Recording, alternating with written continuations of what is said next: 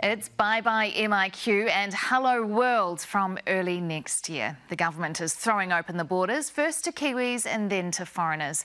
Australia is first. Double-vaxxed Kiwis there will be able to come home from 11:59 p.m. on January the 16th. Kiwis in other countries will be welcome home from February 13th. And fully vaxxed foreigners can come here from April the 30th. While MIQ will go, arrivals will still need to self-isolate for 7 days and they'll need a negative pre-departure test. But critics of the government have labelled it the Grinch who stole Christmas. Political editor Tova O'Brien begins our coverage.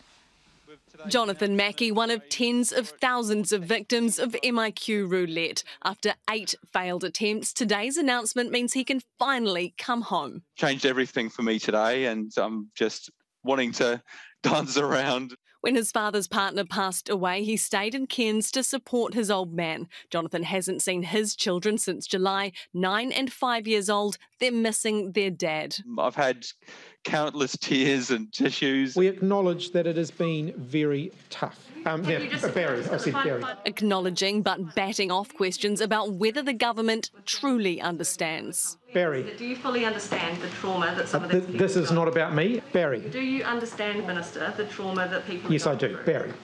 The date for Kiwis and their families to come home from Oz falls 3 weeks after Christmas. So what's the difference? The difference is what? There is no difference in risk between opening up to Australia now and in January. Basically, Jacinda Ardern is the Grinch who has stolen Christmas. Some people and businesses want us to open up before Christmas, and that is very understandable.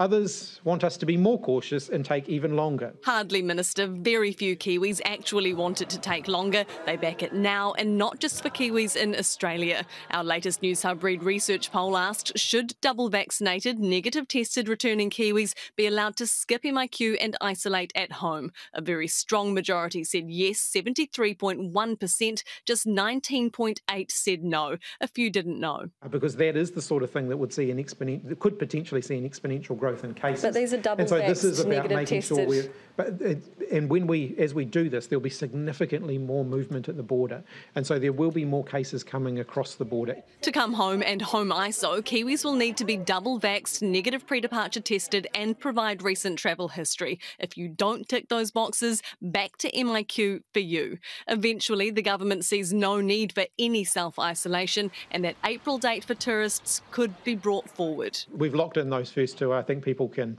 make plans on the basis of those first 2 dates. Which also means there's no chance of Kiwis in Aussie or anywhere else self-isolating any sooner. In the past, all of our returnees have been coming to Auckland. With the changes that we will be making, they will be returning to all parts of New Zealand. Yes, but Aucklanders coming from the epicentre will also soon be able to travel to all parts of New Zealand in time for Christmas too. Well, kia ora, Tova. What do you make of the government's planning for this?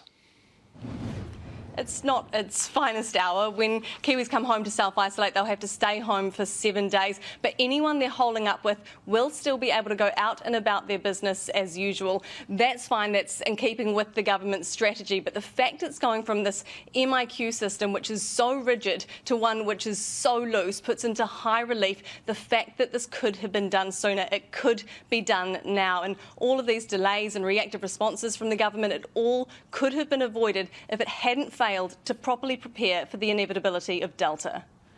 Tēnā koe, Tova.